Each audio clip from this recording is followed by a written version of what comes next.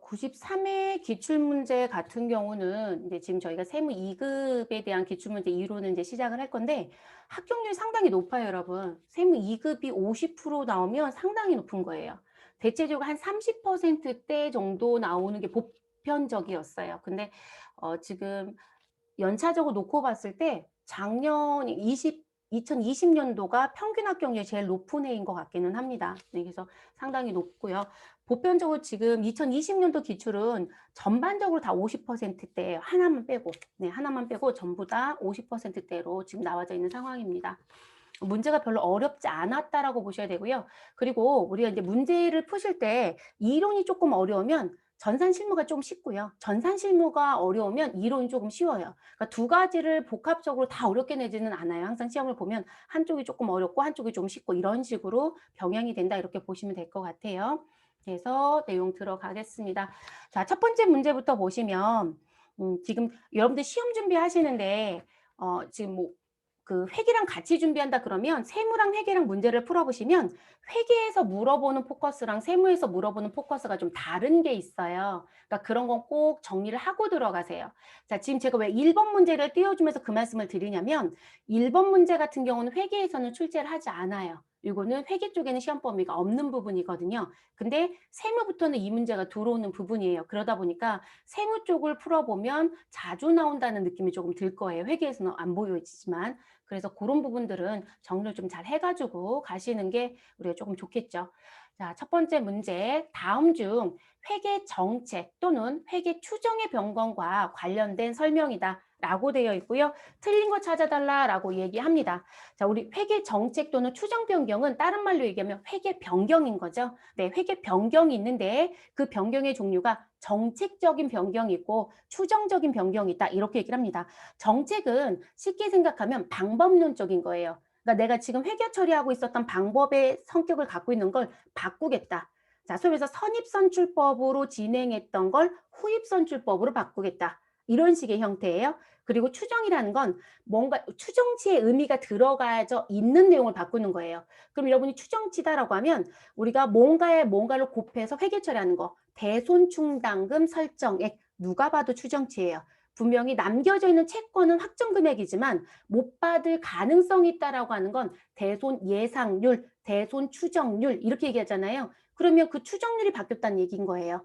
그리고 우리 감가상각한다라는 부분도 조심하실 게 감가상각비 바꾸는 건 방법을 바꾸는 거니까 정책 변경이지 아니에요. 왜냐하면 우리가 감가상각이라고 하는 유형자산, 무형자산에 들어가면 감각을 하기 위해서 필요한 요소들이 있죠. 일단 얼마 주고 샀니? 라는 게 필요할 거고 그리고 내가 얼마 동안 쓸 건지 예상이 나와야 되겠죠. 그러면 그게 내용연수잖아요. 또는 상각연수라고 얘기할 거고 그리고 그 다음에 또 뭐가 있어야 될까요? 내가 얼마 기간 동안 사용하고도 가치가 과연 남을까? 라는 얘기를 하죠. 그게 잔존가치죠. 그럼 잔존가치도 추정이고요.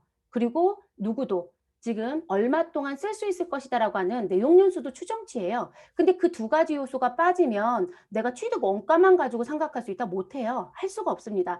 그래서 방법이라는 걸 바꾸는 부분이지만 그 방법에 영향을 주는 요소를 들어가서 봤더니 모두 다 추정의 의미가 다 들어가져 있더라는 거죠. 그래서 우리가 삼각 방법 변경도 정책 변경이 아니라 추정 변경이에요. 근데 그래서 그 부분들을 많이들 내기도 하니까 조심들 하시는 게 좋겠습니다.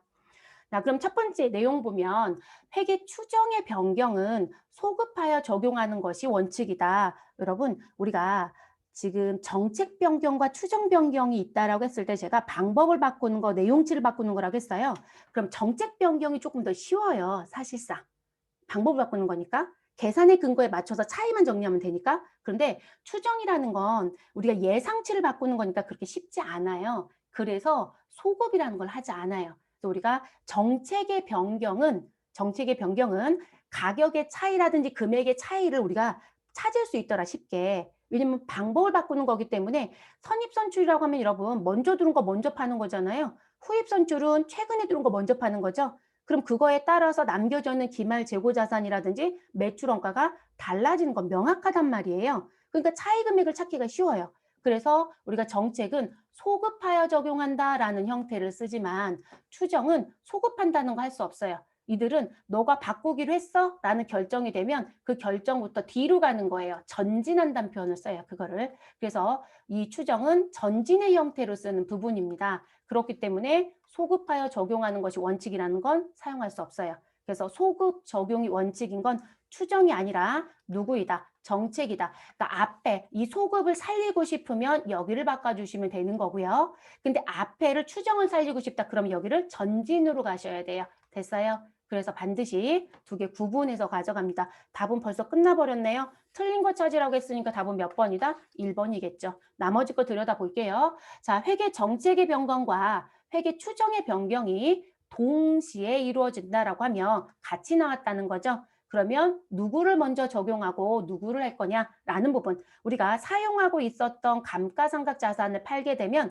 반드시 사용하던 시점까지 상각을 먼저 하고 처분을 하는 거예요. 선상각 후처분. 그런 것처럼 이것도 정해져 있죠. 그래서 동시에 이루어지면 누굴 먼저 해라. 회계 정책 변경에 의한 누적의 효과를 먼저 계산을 하시고 그리고 나서 회계 추정 변경을 적용합니다. 됐을까요? 그래서 동시에 적용이 된다라면 이루어진다라면 우리는 정책 변경이 먼저예요. 그리고 그럼 누적이라고 하는 건 과거 것까지 모두 다 무엇하겠다? 소급하겠다. 그래서 누적적인 효과가 나오는 거겠죠. 자, 세 번째, 회계 변경의 효과를 회계 정책의 변경과 추정의 변경으로 무엇하기가 힘들다. 구분이 불가능하다라고 하는 부분. 자, 구분 불분명하면 누구로 볼 거냐라는 걸 얘기하셔야 돼요. 그러면 우리는 무엇으로 보겠다? 회계 추정의 변경으로 보겠다. 됐을까요? 자, 회계 정책의 변경을 반영한 재무제표가 더 신뢰성이 있고 목적 적합한 정보를 제공한다면 회계 정책을 변경할 수 있다. 자, 이건 무슨 얘기시냐면 우리가 회계 변경이라는 걸 하려면 반드시 변경의 이유가 무엇해야 된다? 정당해야 된다는 정당성 입증을 반드시 하시는 게 원칙이에요.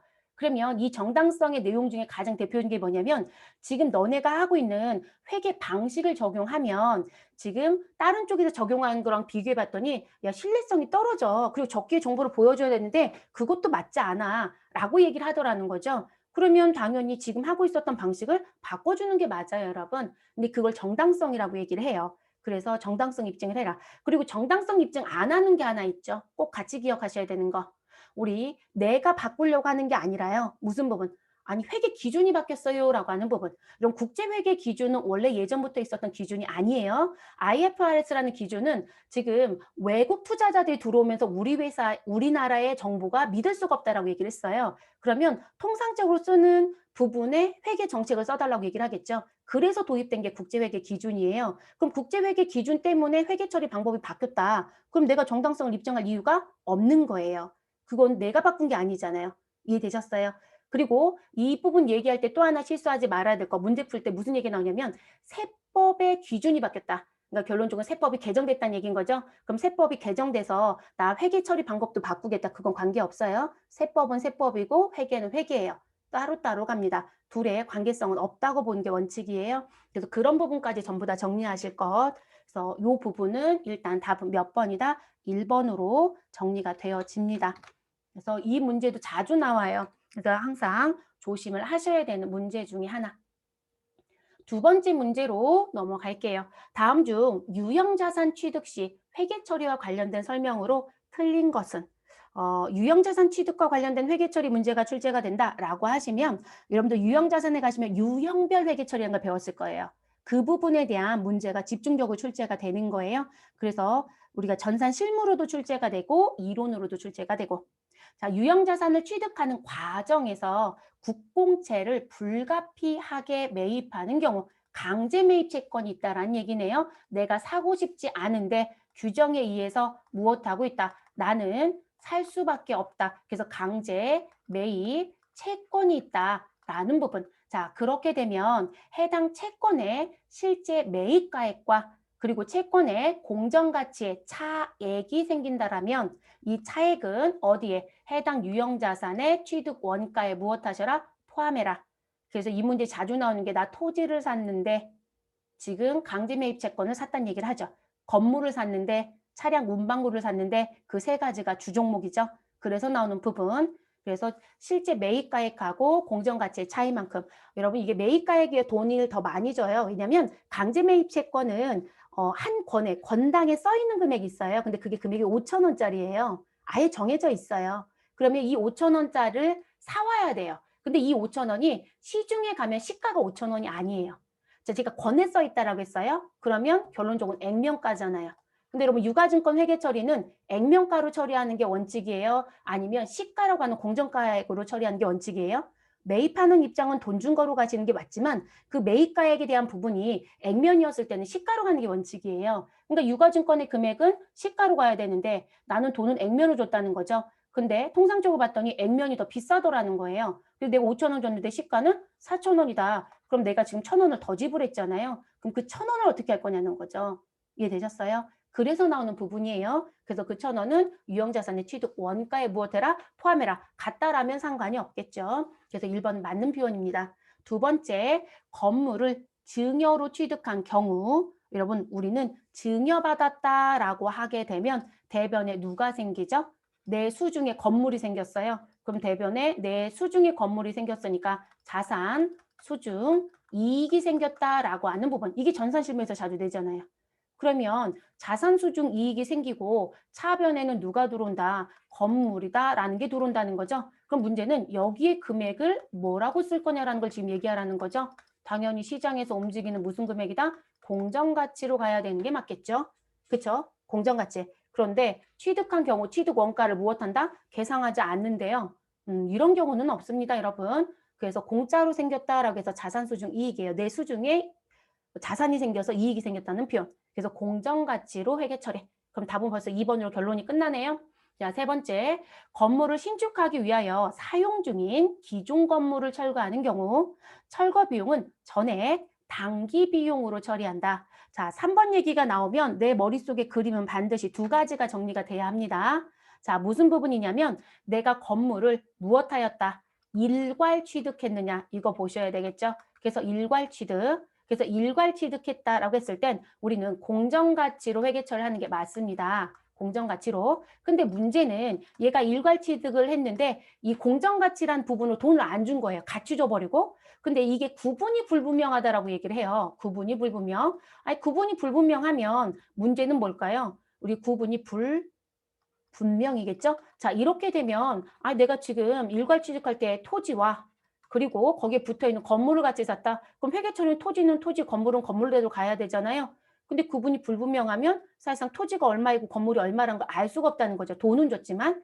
그러면 공정가치로 회계 처리하라고 했으니까 여러분들은 공정가치로 무엇한다? 안분하는 거예요. 공정가치 안분한다라는 거 됐을까요? 그래서 안분하시고 그런데 이거 말고 또 하나가 있더라는 거죠. 무슨 분? 나 일괄 취득했는데 토지만 쓰고 싶어. 이 얘기인 거죠. 그래서 토지만 사용하겠다. 그러면 나는 돈은 토지 가격하고 건물 가격 같이 줬잖아요.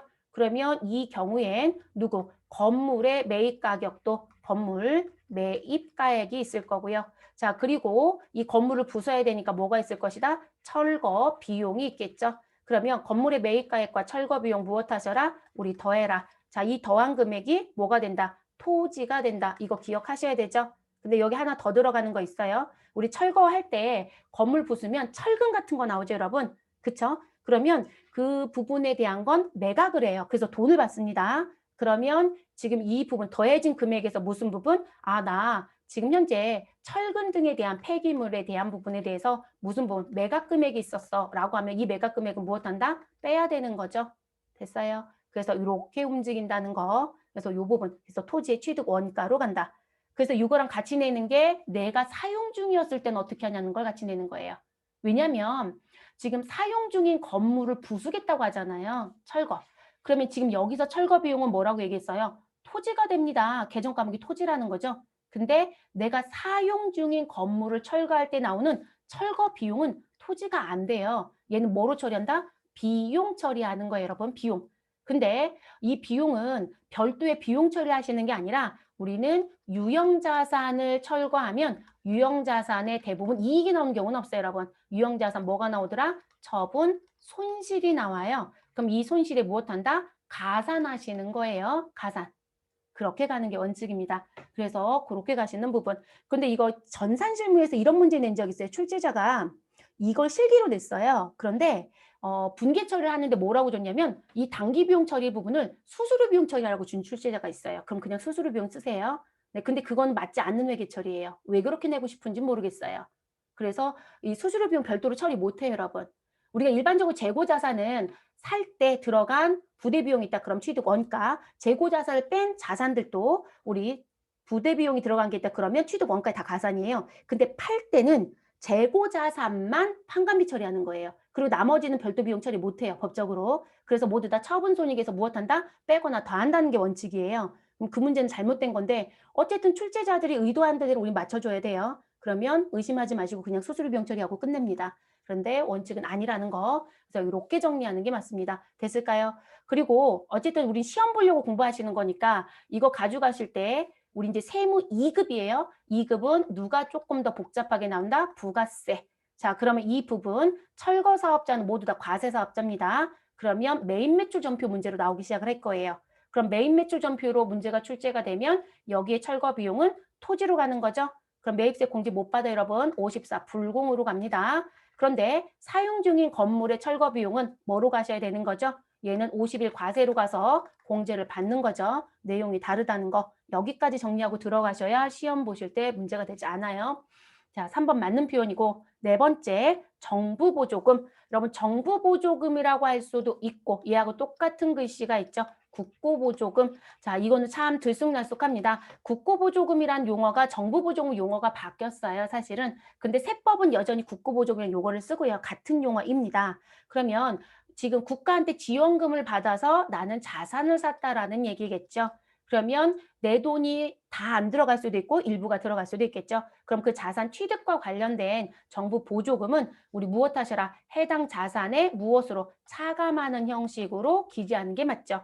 그래서 내가 기계를 샀다. 근데 기계가 5억이다. 근데 그 5억 중에 국가한테 지원받은 정부 보조금이 얼마가 있더라? 4억이 있다. 그러면 4억을 이 아래쪽에 표시합니다. 이런 우리가 재무제표 작성할 때 가로로 들어온 건 음수라는 의미예요. 뺀다는 의미. 그러면 이렇게 정부 보조금이 표시가 되고 실질적인 가격을 사는데 내가 기계를 사는데 내가 들어간 돈은 얼마이다? 5억이다. 이런 형태로 기재하라는 게 차감이에요. 그럼 이렇게 차감으로 정리하는 거 또 있죠, 여러분. 대손충당금도 이렇게 쓰죠. 감가상각 누계액이라고 하는 유형자산도 이렇게 쓰죠. 그래서 그들을 뭐라고 해요? 차감계정이라는 표현을 쓰죠. 차감계정. 그래서 4번도 맞는 표현입니다. 답은 결론이 났고요. 그래서 답은 2번이고요. 자, 세 번째 문제로 넘어가겠습니다.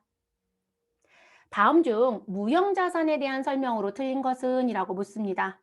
자, 무형자산의 상각 방법에는 정액법, 유효이자율법, 정률법, 연수학계법, 생산량 비례법 등이 있다. 아무것도 몰라도 여러분 답은 1번이겠네요. 그쵸? 결론을 내고 갈게요. 1번.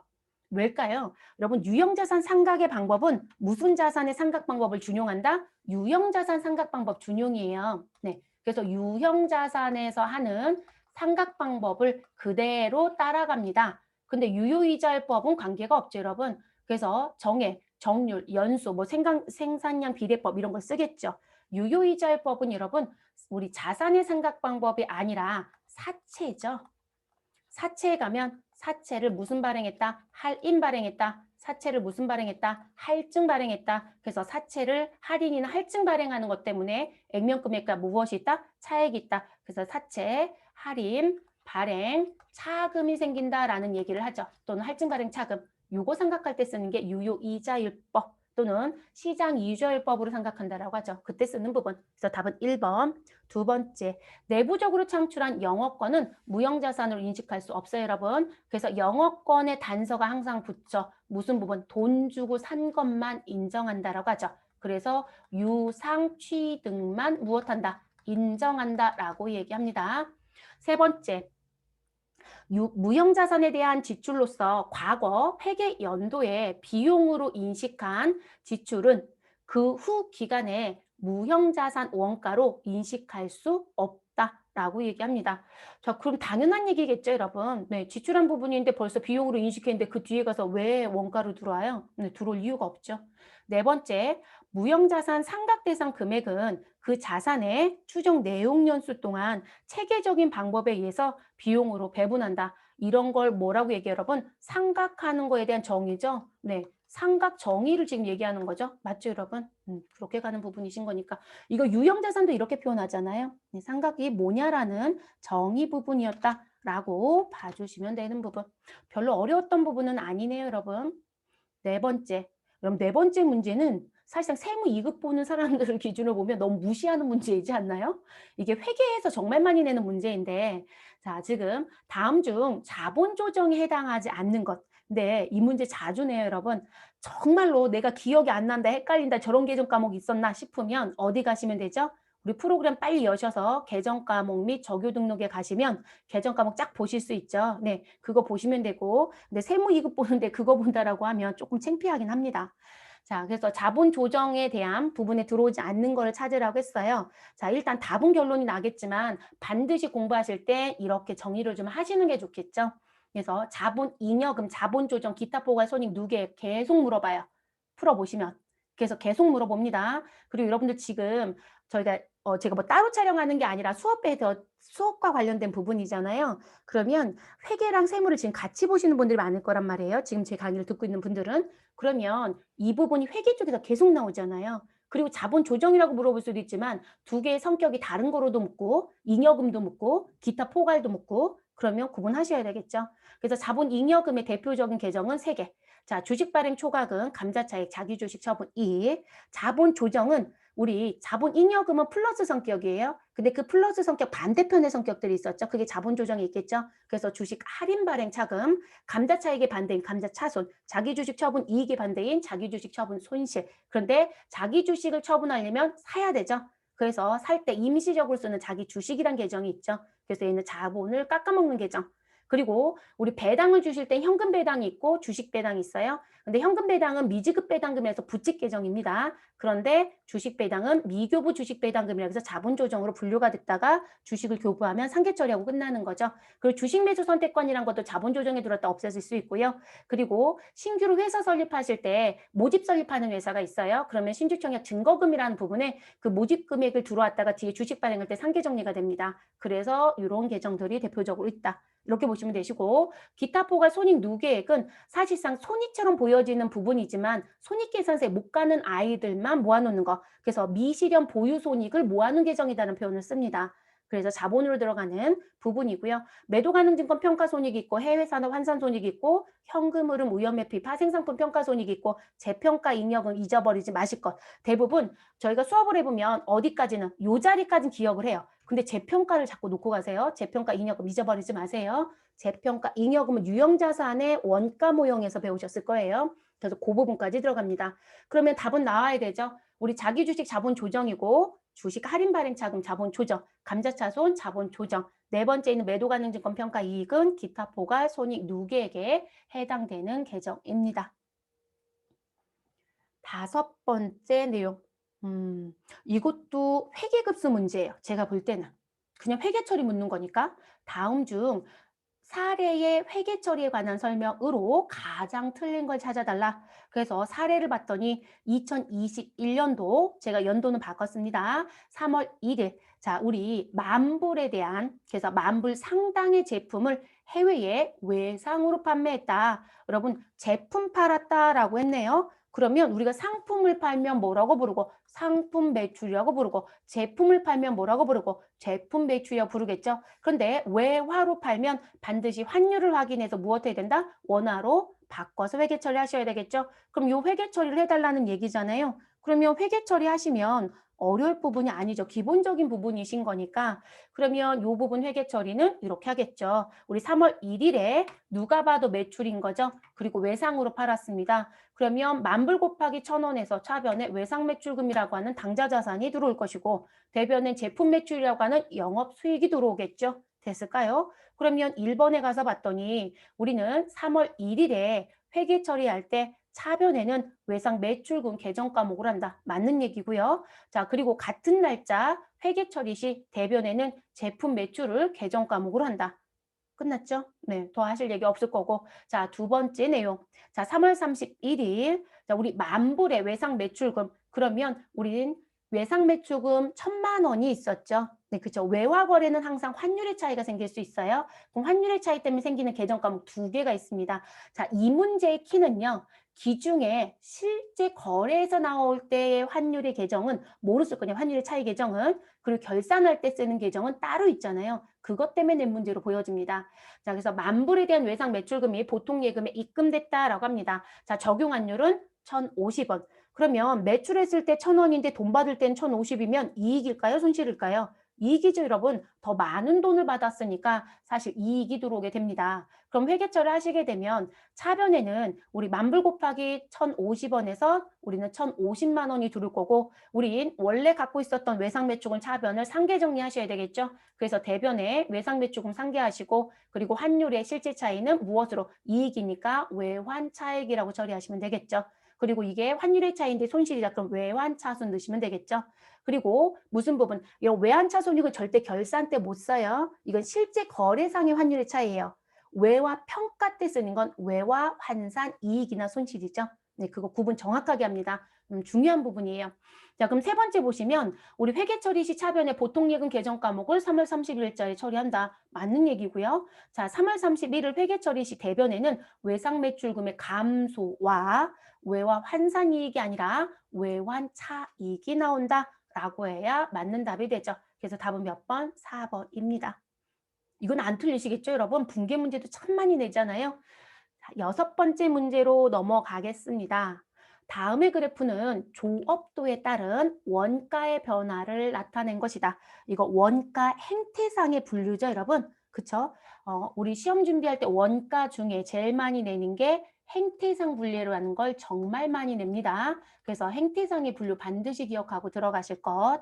자, 변동원가에 해당하는 그래프만 짝지은 것은 여러분 변동원가라고 하는 건 무슨 부분의 의미예요? 원가가 변한다는 얘기죠. 그러면 쉽게 생각하시면 이렇게 그래프를 놓고 봤을 때 조업도가 무엇 때문에 따라 증가함에 따라 우리는 원가라고 하는 총원가도 무엇할 것이다? 같이 증가할 것이다. 조업도가 감소하면 무엇할 것이다? 원가도 같이 줄 것이다. 이게 변동의 특징이죠. 그러면 내가 지금 조업도가 0이다. 그러면 0에서 시작해서 이렇게 비례적으로 올라가겠죠. 됐을까요? 그럼 비례적으로 올라가다 보니까 단가를 환산해 보면 단가가 같아요. 그래서 일정 부분의 단가는 뭐가 된다? 일직선으로 일정하다라는 얘기가 되겠죠. 그런 그래프를 찾으란 얘기인 거예요. 그러면 조업도가 증가함에 따라 감소함에 따라 총원가가 증가한다, 감소한다. 그러면 A가 누구이다? 변동원가로 들어갈 수 있는 부분이겠죠. 됐어요. 자, 그리고 우리 조업도가 증가하든 총원가가 증가하든 누구는 우리 아이고 여러분 지금 이쪽에 가서 얘기할까요? 우리 조업도가 증가하고 총원가가 증가하는 부분에 따라서 단위당 원가는 변화가 없어요. 그래서 일정하다라고 얘기하죠. 됐을까요? 그러면 지금 요 부분이 변동원가에 들어가겠죠. 그럼 A하고 우리 누구요? C에 해당되는 부분이 변동원가예요. 그러면 답은 1번이 되겠네요. 됐을까요? 자, 이렇게 가는 부분이고요. 자, 그리고 요거 나온 김에 정리를 합시다. 누구요? 제가 정리 뭐 할까요? 고정원가 정리해야죠, 여러분. 자, 그럼 고정원가는 지금 나와져 있는 그래프 중에 누가 고정원가로 보여요, 여러분? 우리 고정원가는 B겠죠. 자, 그래서 B는 고정원가 그래프예요. 그래서 우리가 고정원가라고 부르는 부분은 조업도가 증가를 하든 감소를 하든 총 원가는 변한다, 안 변한다? 안 변한다. 그래서 일정하다, 불변이다라고 얘기를 하죠. 그러면 대표적인 게 여러분 임차료라고 생각하시면 되겠죠. 여러분 임차료는 여러분 생산량에 뭔가의 규정이 없다라고 하면 내가 100개를 생산하든 1000개를 생산하든 내가 내야 되는 월세는 꼬박꼬박 내야 되는 거잖아요. 이해됐을까요? 그래서 그런 부분의 성격이다라고 보시면 되고요. 그런데 지금 우리가 이 고정비라고 하는 부분은 실제 회사에서 보시면 무슨 부분? 우리가 조합도가 증가함에 따라 총 원가가 불변이기 때문에 사실상 회사의 입장에서는 여러분 뭐가 되는 지금 조합도가 낮을 땐 더 높은 쪽에 단위당 원가가 생겼다가 우리 조합도가 무엇되면 증가가 되면 오히려 내려와요. 그리고 일정 수준에서는 사실상 이렇게 평형을 이루겠지만 그래서 지금 이런 그래프는 나올 수가 없어요. 단위당 원가에 고정을 한다면 이런 식의 그래프가 나와야 되거든요. 이해되셨을까요? 그래서 형태가 조금 달라지는 부분으로 가셔야 되겠죠.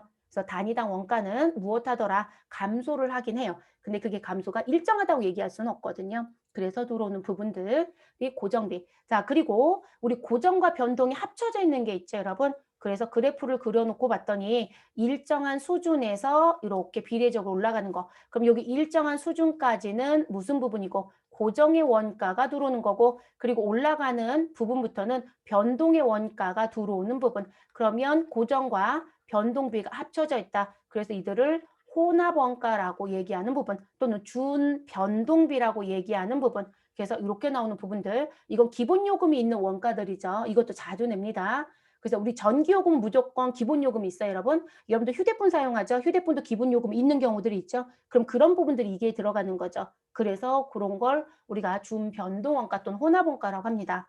그런데 우리가 또 섞여 있는 부분 중에 뭐가 있더라? 우리는 고정원가가 있죠, 여러분. 준고정원가에 대한 부분으로 들어가는 거. 그럼 준고정원가 또는 계단처럼 생겼다라 그래서 계단원가라고도 얘기할 수 있는 부분. 자, 왜 계단이냐면 일정 부분까지는 우리가 일정합니다. 근데 일정 수준에 도달이 되면 갑자기 점핑을 해서 다시 올라갑니다. 그래서 일정 부분까지 또 고정값으로 가다가 또 점핑을 해서 이렇게 가는 부분. 그럼 계단처럼 보여지죠?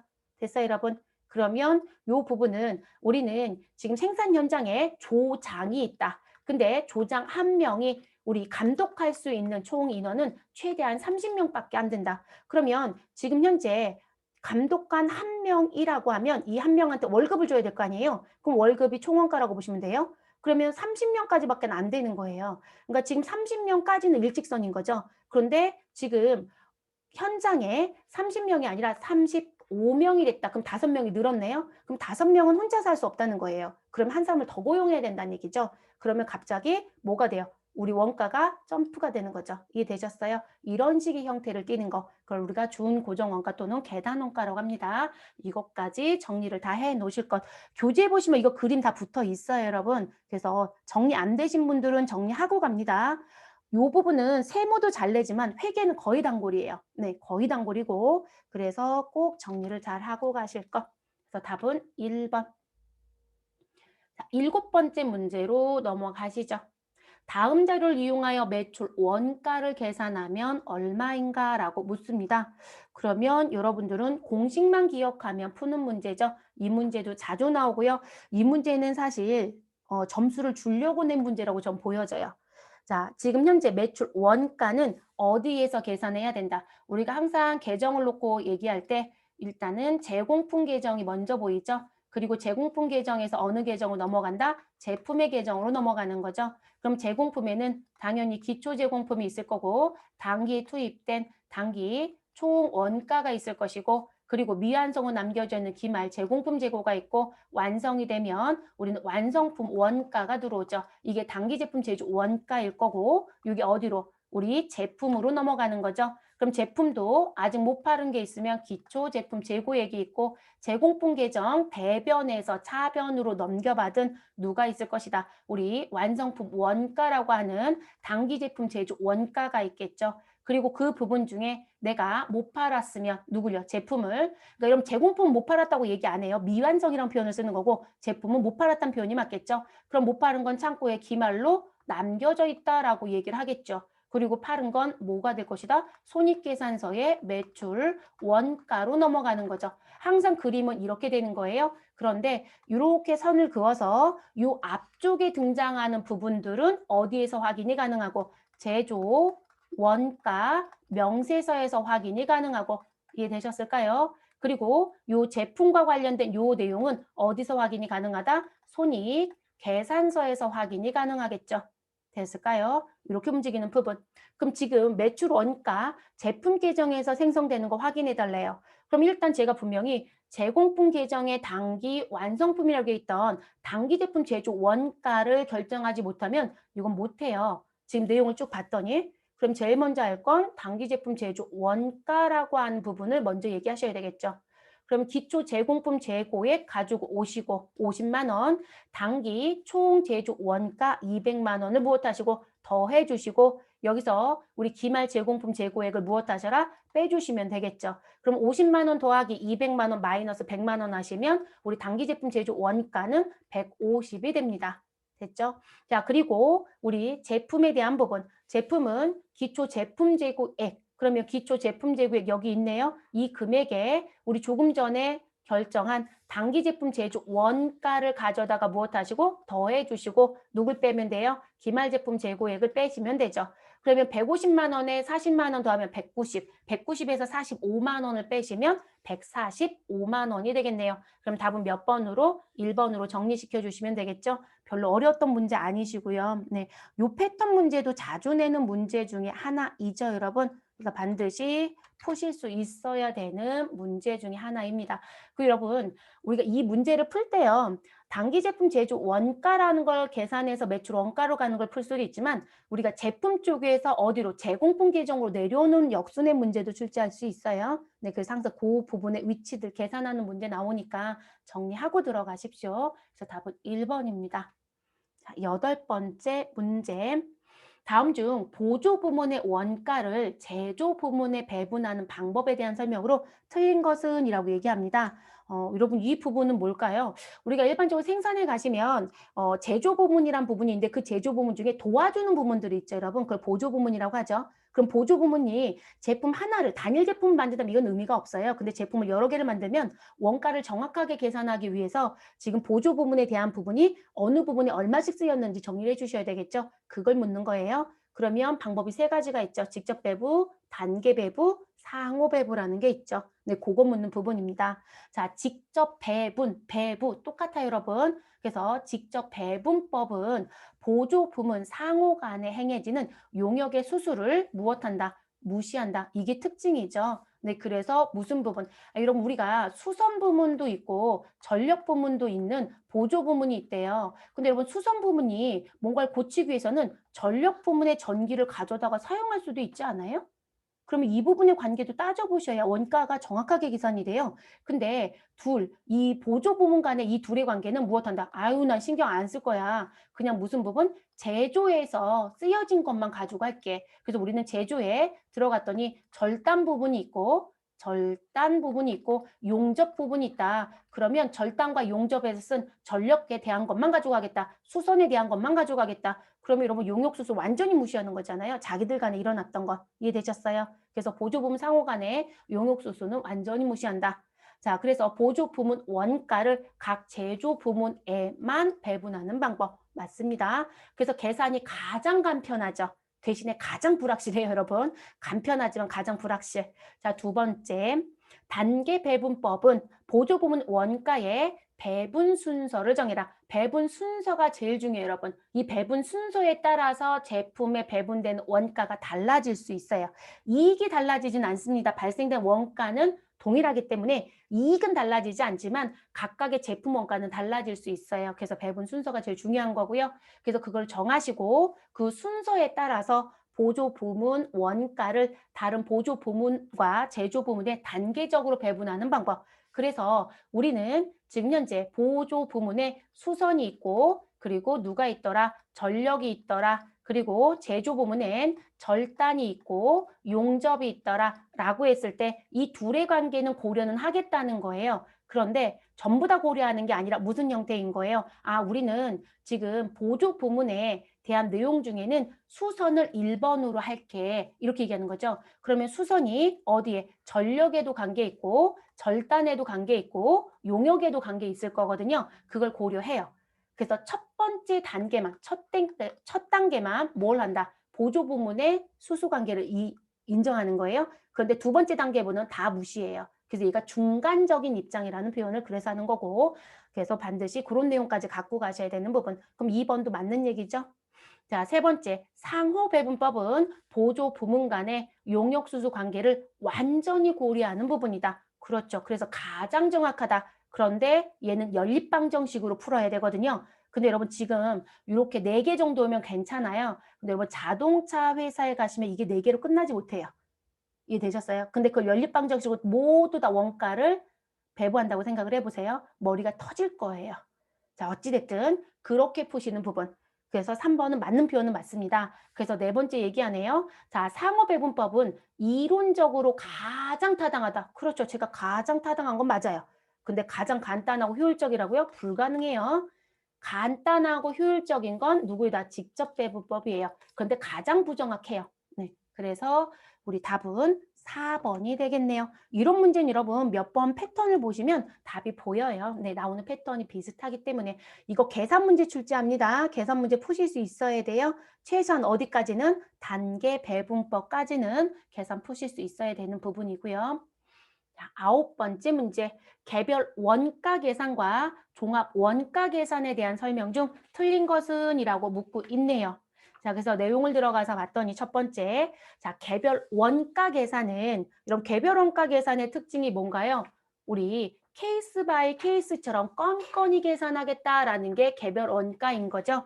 그럼 각각의 제품에 들어간 누구를 계산해라? 직접 재료비는 얼마이고, 직접 노무비는 얼마이고, 제조 간접비는 얼마인지 계산을 해야 가능하겠죠. 그래서 지금 재료비, 노무비, 제조 간접비를 구분해서 우리 무엇을 계산하자? 작업 원가표에 집계를 하자라고 하는 게 특징이에요. 그래서 개별 원가 계산의 특징은 작업 원가표라는 게 있다라는 게 우리가 알아두셔야 되는 부분 중에 또 하나이시기도 하고요. 됐을까요? 그래서 그 부분. 자, 그리고 종합원가 계산은 동종 제품을 무엇하는 부분, 대량 생산하는 방식에 적합하다. 맞아요, 여러분. 그래서 개별 원가는 우리 이런 대량 생산하는 방식이 적합한 게 아니고요. 이들은 주문자가 붙죠, 여러분. 주문자. 그래서 주문품에 적합한 방식이고, 그래서 그렇게 또 구분이 되는 거고요. 자, 그래서 식품 가공업 등의 업종에서 많이 쓰이는 원가 계산 방식이다. 종합원가 계산은 여러분들이나 제가 쓰는 공산품은 다 종합원가 써요, 여러분. 네. 자, 세 번째, 종합원가 계산은 총 제조 원가를 해당 기간 중에 만들어진 완성품 환상량으로 나누어 완성품 환상량 단위당 원가를 계산한다. 그렇죠. 종합원가의 꽃은 뭐다? 완성품 환상량 계산하는 게 꽃이에요. 이거 계산 못하면 무엇을? 단위당 원가 계산 못하겠죠? 이 원가 계산 못하면 우리는 무슨 부분? 우리 만들어진 완성품 기말에 남겨져 있는 부분에 곱하기 단가를 해야 되는데 이 단가 산출이 안 돼요. 그래서 이 부분이 중점이에요. 그렇다면 개별 원가 계산은 뭐가 중점일까요? 제조 간접비 무엇하는 거? 배분하는 게 중점인 거죠. 그래서 제조 간접비 배분 못하면 얘는 끝나요. 그래서 제조 간접비 배분. 그래서 우리는 실제 배부를 쓸 건지 아니면 예정 배부를 해서 정리할 건지 이걸 얘기를 하는 거죠. 그래서 그렇게 가는 거고 그럼 3번도 맞네요. 그럼 답은 4번이겠네요. 자, 종합원가 계산이 개별 원가 계산에 비해서 제품별 원가 계산이 보다 정확하다? 뒤집혔네요, 여러분. 자, 종합이 아니라 개별 원가 계산이 종합 원가 계산보다 무엇하다? 더 정확하다가 맞는 거예요. 케이스 바이 케이스라고 했잖아요. 그래서 답은 4번으로 정리하시면 되겠습니다. 10번째 문제. 다음의 자료에 의하여 종합 원가 계산에 의한 가공비 완성품 환상량을 계산하시오. 단, 가공비는 가공 과정 동안 균등하게 발생한다고 가정한다. 자, 반드시 지문에서 여러분들이 정리하셔야 되는 부분들이 있어요. 자, 뭐 정리하셔야 되냐면, 우리 정리하셔야 되는 부분 얘기해 드리면, 우리 반드시 해야 되는 부분이, 우리 무슨 부분? 아, 나는 공정 초에 투입하였다. 그럼 여러분, 우리가 0%부터 100%까지 놓고 봤을 때 여기가 0이고 여기가 100이다 라고 하면 공정초는 0에서 아예 투입하고 시작이에요.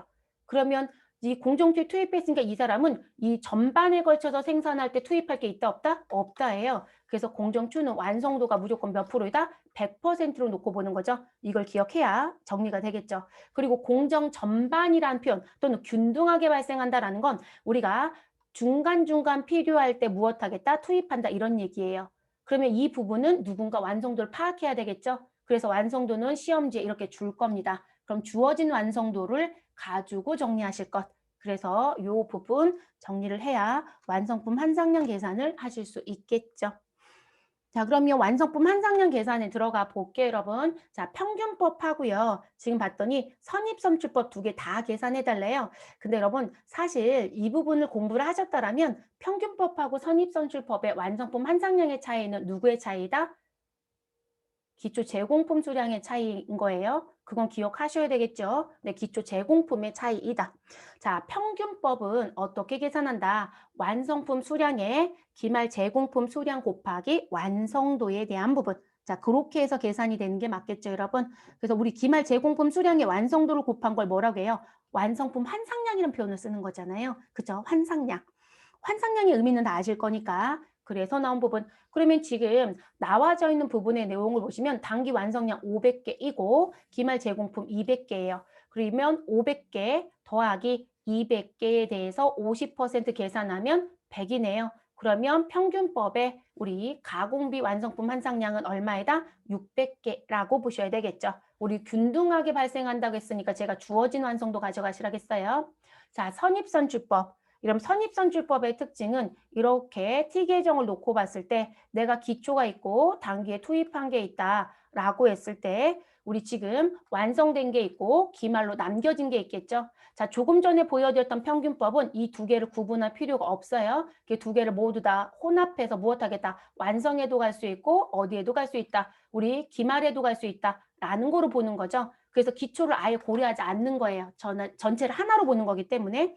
자, 그런데 선입은 그렇게 보지 않는다는 거죠. 선입선출법은 먼저 들어온 걸 무엇하겠다. 우리 먼저 생산하겠다. 그러면 기초는 항상 정해진 위치가 어디다? 완성품에 무조건 갈 거예요. 자, 그리고 우리 단기에 무엇한 게 있다? 투입. 자, 투입한 건 무슨 뭐 완성된 건 우리 100%인 건 여기에 가겠지만 우리 100%가 되지 못한 건 어디에 갈 것이다? 기말에 갈 것이다 라고 얘기하겠죠. 그래서 결론적으로 선입선출은 단기에 투입된 거를 어떻게 정리할 거냐에 대한 부분이 우리가 핵심인 거죠. 됐어요? 자, 그러면 지금 기초라는 부분에 들어가서 보시면 내가 200개를 미완성으로 갖고 왔어요. 근데 완성도가 30%래요. 그럼 결론적으로 무슨 얘기냐면 내가 이렇게 내용을 놓고 봤을 때 자, 0이 있고 여기가 100이다라고 하는 부분. 100이 지금 완성된 물품으로 보시면 되니까 그럼 저는 전월에서 또는 전기에서 넘겨받을 때 몇 퍼센트까지는 완성돼서 받았다. 30%까지는 만들어진 상태인 거예요. 그럼 여러분 이게 전기에서 나온 부분 또는 전월에서 나온 사건이죠. 그럼 여러분 저는 단기에 투입하는 건 얼마만 투입할 거예요? 단기 투입은. 여러분 지금 여기 남겨져 있는 것만 투입하는 거 아니에요? 그러면 우리 1 마이너스 얼마만 투입한다. 30만 투입한다. 이렇게 되겠죠. 그래서 실질적으로 투입한 건 몇 프로? 70%만 투입한 거잖아요. 이해되셨어요? 그렇게 가는 부분인 거예요. 그래서 무엇 하시라? 기초 제공품에 대한 완성품 환상량을 빼버리시면 쉽게 가겠죠. 그래서 완성품 수량에 기말 제공품 수량의 완성도를 곱해주시고 그리고 누구를 빼주시면 된다. 기초 제공품 수량의 완성도를 곱해서 빼주시면 된다. 여러분 제가 이거 왜 강조하냐면 제가 원가 회계를 여러분하고 수업을 같이 안 했어요. 그쵸? 원가 수업을 FM대로 간다라면 1-30 얘기를 가지고 가신 게 맞아요. 근데 그러면 복잡해져요. 그러니까 1-30이 아니라 그냥 30 자체를 빼버리는 거로 가져가시면 속 편해요. 어차피 내가 투입된 거는 완성품에 들어가는 거고 전기에 투입된 건 완성품에 들어갈 이유가 없는 거예요. 내가 지금 원가 계산하려고 하는 거니까. 그래서 완성품 원가에는 전기에서 넘겨받은 30%는 빠져야 되는 거니까 그냥 무조건 빼시면 되는 거예요. 그래서 그 정리 부분. 그러면 지금 여기까지의 공식이 누구랑 같아요? 여러분 평균법의 공식하고 똑같지 않아요? 그럼 여기에서 누구만 빼면 돼요? 기초 제공품에 대한 완성품 환상량을 빼시라고요. 그래서 600개에서 우리 200개 곱하기 30%한 60을 빼시면 무엇이다? 우리 540. 그래서 이런 문제를 내죠. 평균법과 선입선출법의 차이는 누가 없다라면 기초 제공품이 없다라면 결과는 같다 다르다? 같다. 항상 같습니다. 그래서 기초 제공품이 0이면 어떤 계산을 하든 똑같습니다. 그래서 그 얘기를 하는 거죠. 그래서 이렇게 가져가시면 되시고 자, 그 다음 문제를 넘어갈게요. 답은 1번이 되겠죠, 여러분? 11번째 문제. 자, 다음은 부가가치세법에 따른 대손세액공제를 설명한 것이다 라고 얘기합니다. 가장 틀린 것은 이라고 묻네요. 자, 재화나 용역을 공급한 후 그 공급일로부터 5년이 지난 날이 속하는 과세기간에 대한 확정신고 기한까지 대손이 확정되어야 한다. 1번이 답이네, 여러분. 우리 2020년도 세법 개정에 의해서 우리 몇 년으로 바뀌었다? 우리 5년이 아니라 10년으로 세법이 개정됐죠. 네, 그래서 2020년도 세법 개정 부분입니다. 자, 그거 출제했네요. 두 번째, 채무자의 파산, 강제 집행, 사업의 폐지, 사망, 실종, 행방불명으로 인하여 회수할 수 없는 채권은 대손사유 요건을 충족하여 대손세액 공제를 적용받을 수 있죠, 여러분. 네, 이 부분. 이거 말고도 여러분 소액채권 30만 원 뭐 이런 것도 있었고요. 자, 그리고 세 번째, 대손세액 공제는 무슨 부분? 일반 과세자에게만 적용되고요. 누구는? 간이과세자는 적용되지 않아요, 여러분. 왜냐면 간이과세자는 무엇을 가지고 얘기한다? 얘는 공급 대가를 가지고 움직여요. 매출 금액을 얘기할 때. 그래서 공급 대가에 국가가 공시해주는 업종별 부가율을 곱하고 거기에 몇 프로를 세금으로 내고 있다? 10%를 세금으로 내요. 그렇기 때문에 관계가 없어요. 자, 우리 2021년도 세법 개정에 간이과세자도 세금계산서 발급자가 생겨요. 자, 논란 일지 마셔야 될 게 뭐냐면 간이과세자가 기준이 4,800에서 얼마로 바뀌냐면 상향 조정되는 게 8,000까지 간이과세자가 돼요. 근데 이제 이 4,800이 8,000 상향 조정하면서 무슨 문제가 생기냐면 4,800 미만에 있는 사람은 세금계산서 발급 안 해요. 영수증을 줍니다. 그런데 지금 4,800 누구요? 이상부터 얼마? 8천만 원 사이에 있는 사람은 이제 세금계산서를 주거든요. 그래서 발급 유무가 생겼어요. 이것도 의무예요. 문제가 생긴 거죠. 그러면 문제는 이것 때문에 얘도 문제가 되느냐? 아니에요. 자, 규정이 바뀌고 세금계산서를 원칙적으로 발급해야 된다는 규정이 들어왔어도 간이과세자 신고는 똑같아요. 공급대가 곱하기 업종별 부가율 곱하기 10%예요. 그렇기 때문에 우리 일반 과세자처럼 공급가액 따로 있고 10% 따로 움직이는 게 아니라 대가의 업종별 부가율이기 때문에 일반 과세자보다 세부담은 현저히 낮아요, 여러분. 근데 사실 이거 지금 세법 개정된 거 갖고 제가 데이터를 뽑아봤더니요. 일정 부분 예전보단 조금 올라갈 것 같긴 해요. 네, 그래서 여전히 부담에 대한 부분에 차이가 없는 사람도 있지만 업에 따라서 부담이 조금 올라가는 사람도 좀 있을 것 같긴 합니다. 자, 어찌됐든 공식은 바뀌지 않기 때문에 간이과세제는 적용하지 않습니다. 네, 3번 맞는 표현이고. 자, 부가가치세 확정신고서에 대손세 공제 또는 변제신고서라는 부분과 그리고 대손사실을 무엇할 수 있는 증명하는 서류를 무엇하셔야 된다? 첨부하여야 된다라는 얘기 해드렸죠, 여러분. 그래서 우리 자격증 시험은 주구장창 뭐만 하고 있다? 이 서류만 작성하고 있다. 근데 업무는 반드시 무엇 하셔야 된다? 내야 되는 서류가 있다겠죠? 그래서 서면 제출이 필수예요, 여러분. 이거는 전자시험 갈 때 못 따라가거든요. 그리고 또 하나 기억하실 거, 대손세 공제는 언제밖에 안 해요, 여러분? 확정 때밖에 안 해요. 대손세 공제는 예정 신고 땐 적용하지 않습니다. 그것까지 갖고 가셔야 정확한 정리가 되겠죠. 그래서 답은 1번으로 정리하시면 되는 부분입니다. 12번째 문제. 다음 중 부가가치세법상 재화 또는 용역의 공급으로 보지 않는 것. 그럼 이 문제 나올 때요. 항상 조심할 게 재화의 공급을 묻는지 용역의 공급을 묻는지 두 개를 다 묻는지. 공급 시기도 항상 그래요. 그래서 두 개 다 묻는지 하나 묻는지 꼭 보셔야 돼요. 만약에 재화 공급을 물었는데 용역 공급이 나온다. 그게 답이 돼요. 이해되셨어요? 근데 지금 두 개를 다 물었으니까 아닌 것 찾기 하시면 되는 거고. 자, 그래서 내용을 들어가서 볼게요. 자, 채무 불이행으로 담보물이 채무 변제에 충당됐다. 그러면 우리 비단 갚아서 내가 갖고 있는 담보가 넘어갔다는 얘기잖아요. 가능한 얘기죠. 다만 여기서 이제 구분이 되긴 할 거라겠어요. 무슨 부분?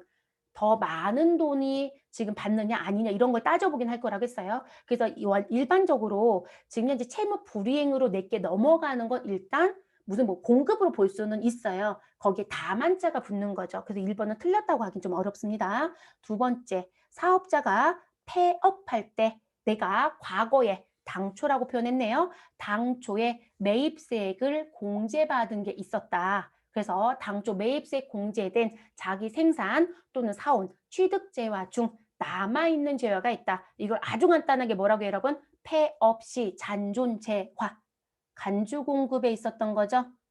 그쵸? 네, 폐업시 잔존재화는 간주 공급에 해당되는 재화의 공급입니다. 그럼 2번도 맞는 얘기고. 세 번째, 사업자가 당초 매입세액이 공제된 자기 생산 취득 재화를 사업과 직접적으로 관계없이 자기의 개인적인 목적으로 사용하였다. 여러분 이것도 간주 공급이죠. 얘는 폐업시 잔존재화라고 했다라면 얘는 뭐로 가야 돼요, 여러분? 개인적 공급으로 들어가야 되는 거죠. 개인적 공급. 그러면 이거 둘 다 간주 공급이니까 맞습니다. 네 번째, 자 질권, 저당권 또는 양도 담보의 목적으로 지금 부동산상의 권리를 제공하는 부분. 여러분 질권, 저당권, 담보라고 했잖아요. 여러분 내 명의가 얘처럼 넘어간 건 아니잖아요. 그쵸? 이거는 넘어갔잖아요. 그쵸? 근데 얘들은 뭐 한 거예요? 나 근저당만 설정했어. 이 얘기인 거잖아요. 근저당 설정했다고 여러분 집주인이 바뀌어요? 아니에요. 그래서 이 부분은 우리 재화나 용역의 공급으로 보지 않습니다. 그래서 답은 몇 번이 된다? 4번이 되는 거죠. 그래서 4번으로 정리해 주시면 되는 부분. 13번째 문제로 넘어가 볼게요. 다음 중 부가가치세법상 공제되는 매입세액이 아닌 것은 첫 번째, 전자세금계산서 의무발급 사업자로부터 발급받은 전자세금계산서로서 국세청장에게 전송되지 아니하였으나 발급한 사실이 확인되는 경우 당해 매입세, 여러분 세금계산서 발급했고 지금 발급자가 전송만 하는 거잖아요.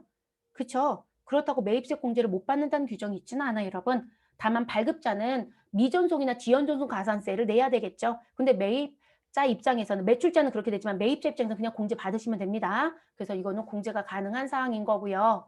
자, 그다음 두 번째, 매입처별 세금계산서 합계표를 경정 청구나, 여러분 청구라는 건 내가 수정을 들어가는데 무엇하는 부분, 돈을 달라고 해야 되는 거예요. 나 돌려받을 돈이 생겼네 라는 부분, 그걸 청구라고 합니다.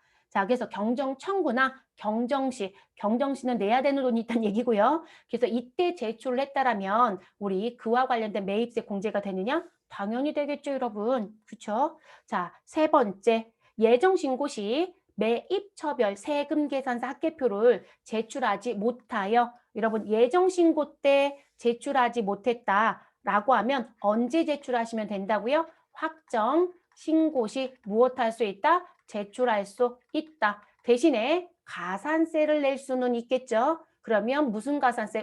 너 지연제출 가산세 내면 돼. 그리고 내가 매입세 공제는 해줄게 라고 얘기할 거예요. 그래서 지연제출 가산세 내시고 매입세 공제는 됩니다. 자, 그래서 해당 예정신고 기간이 속하는 과세기간 확정신고 시 제출하는 경우에 매입세 됩니다.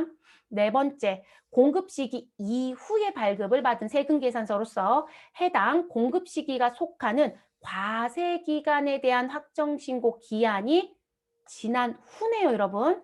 자, 그러면 확정신고 기한이라고 나오게 되면 저는 지울게요. 자, 확정신고 기한이다라고 했을 때 이 부분, 무슨 부분? 1기. 그럼 언제이죠, 여러분? 7월 25일이고요. 자, 2기이면 언제이죠? 우리 다음 연도 익년 1월 25일이에요, 여러분. 자, 근데 이 기간이 무엇했다? 지났다라고 해요. 그러면 이후 지나고 발급받은 건 우리 공제받을 수 있다, 없다? 없어요, 여러분. 분명히 이렇게 말씀을 드렸어요. 이거 가산대 때 쓴 수업이에요. 무슨 부분이냐면 우리가 확정신고 기한이라고 하는 부분에 기점을 놓고 소위 말해서 어디다 그려드려야 편할까요? 이 자리에 그냥 그릴게요. 지금 이렇게 7월 25일이다 라고 하면 7월 25일까지 발급이 되면 우리는 무슨 발급으로 보겠다? 발급자 입장이면 지연 발급으로 보겠다라고 얘기했어요. 그럼 이 지연 발급된 세금 계산서를 가져가는 사람이 있겠죠. 그렇죠? 공급자가 있으면 누가 있어요? 공급받는 자가 있을 거니까. 그래서 공급받는 자. 그럼 이 사람은 무슨 부분? 지연 수치라는 표현을 쓴다고 했죠. 이해됐을까요? 그러면 선심을 썼죠.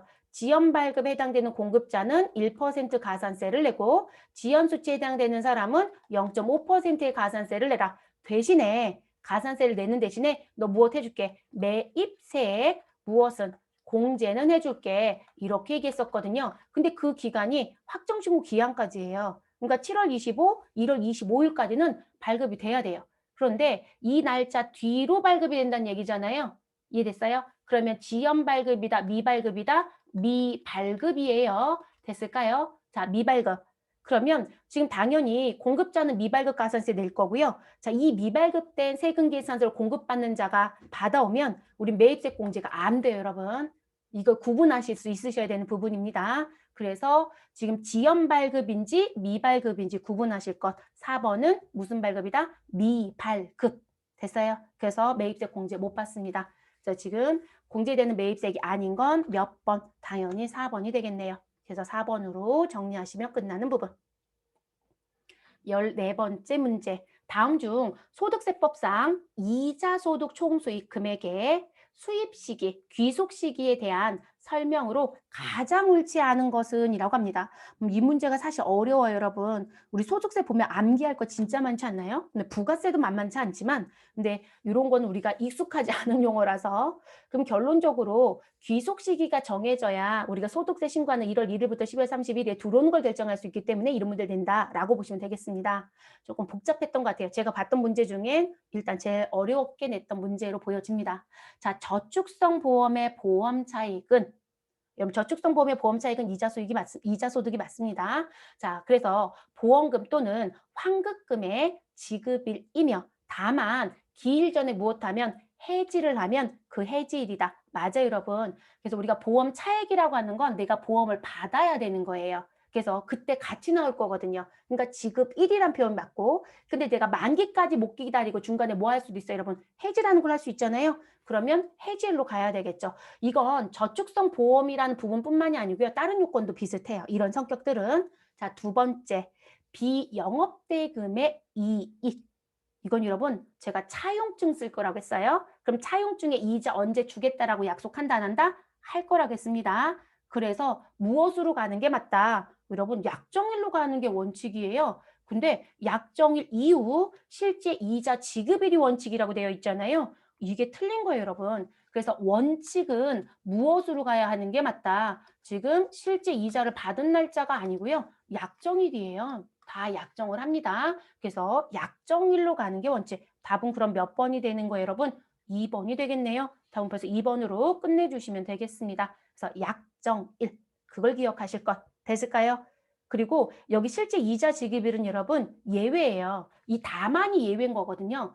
그래서 이게 원칙이고 다만 너가 차용증에 약정한 사실이 없더라. 그러니까 날짜가 없는 거죠. 그럼 돈 받은 날짜로 가야죠, 여러분. 방법이 없잖아요. 근데 그런 경우만 예외가 있는 거예요. 그래서 그렇게 봐주시는 게 좋겠습니다. 답은 2번.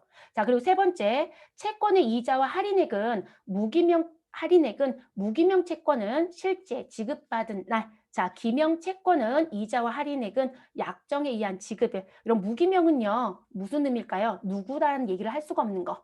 근데 기명은 누구인지 알아요. 그래서 이 부분을 확인시킬 수 있거든요. 그래서 이렇게 또 얘기를 합니다. 자, 금전 사용에 따른 대가의 성격 있는 이자와 할인액은 약정에 따른 상환이다. 다만 기일 전에 무엇했다라면 상환을 했다라면 상환일로 보시면 된다. 아까 이런 멘트하고 비슷한 거죠, 여러분. 네, 그래서 4번은 또 맞는 부분입니다. 이게 배당하고 이자 쪽에 가시면 이제 요 얘기가 써 있었던 부분이죠. 근데 그거를 세법에 나온 원문 용어로 전부 다 보여준 멘트예요. 지금 이 지문 자체가 뭐 만들어낸 멘트가 아니고요. 그리고 이제 마지막 문제 갈게요. 다음 중 소득세법상 원천징수 대상 소득이 아닌 것은 당 거주자의 소득으로 한정한다. 여러분 원천징수는 우리 소득 8개 중에 하나만 안 돼요, 여러분. 그쵸? 거주자가 벌어들인 소득 중에요. 자, 일단 원천징수 된 거 이자소득, 배당소득, 사업소득. 사업은 특정 사업이라고 했었고 그리고 근로소득, 연금소득, 기타소득, 퇴직소득도 원천징수하죠. 근데 8개 소득의 마지막에 누가 있었어요, 여러분? 양도. 근데 양도라는 건 원천징수 한다 안 한다? 안 한다고 했어요. 그럼 답은 4번으로 끝내주셔야 되겠죠? 됐어요. 그리고 혹여 높아짐에 얘기합니다. 무슨 부분? 우리 국내가 아니라 어디서 발생한? 국외에서 발생한 소득도 원천징수할 수 있다 없다? 없어요. 원칙적으로는 이제 안 된다고 생각을 하고 가셔야 돼요. 그래서 지금 15번 문제는 사실 답을 그냥 쉽게 냈던 문제인 것 같아요. 14번의 문제가 어려운 반면에 15번 문제는 사실 별로 어렵지 않았던 부분입니다. 자, 지금 문제 풀어보시면 여러분, 재무회계나 원가회계는 사실 어렵게 낸 건 없어요. 제가 볼 때는. 근데 지금 부가가치세 쪽은 이제 공부를 조금 뭐하는 촘촘히 하는 것처럼 하셔야 될 것 같아요. 그래서 문제 부분의 지문도 따져보시면 세법 쪽이 지문이 더 길어지고 있는 추세예요. 최근의 추세가.